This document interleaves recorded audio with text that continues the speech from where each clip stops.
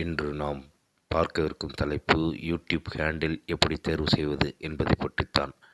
முதலில் நாம் யூடியூப்பை லாகின் செய்து வைத்திருப்போம் அப்ளிகேஷனில். அதை எப்படி செய்வது என்பது முதலில் பார்த்திருந்தோம். அடுத்து அதை எப்படி கூகுள் குரோமில் லாகின் செய்வது என்பதை பற்றி பார்த்திருந்தோம். அடுத்து யூடியூப் ஸ்டுடியோ எப்படி லாகின் பண்ணுறதுன்னு பார்த்தோம். அதை எப்படி கூகுள் குரோமில் லாகின் பண்ணுறதுன்னு பார்த்தோம். அதுக்கப்புறம் studio.youtube.com என்ற சைட்டுக்குள் செல்ல வேண்டும்.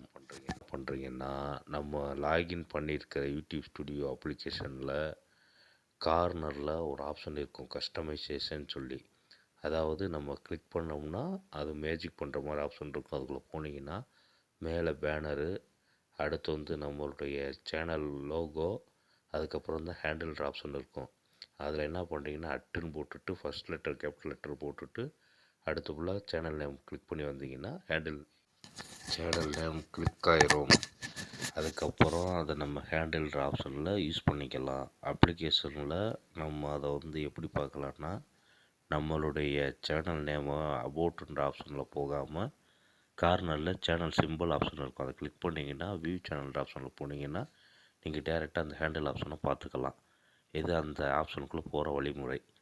அது போக இதை நம்ம எதுக்காக யூஸ் பண்ணலான்னா, நம்மளுடைய சேனல் ஹேண்டில் நேம் கொடுத்தோம்னா ஆட்டோமேட்டிக்காக யூஸ் பண்ணுறதுக்கு தான் அந்த ஆப்ஷன். நம்ம அந்த யூடியூப்பு லாகின் பண்ணுறது, குரோமில் எப்படி பண்ணுறதுன்றதை கீழே லிங்கில் கொடுத்துருக்கேன்.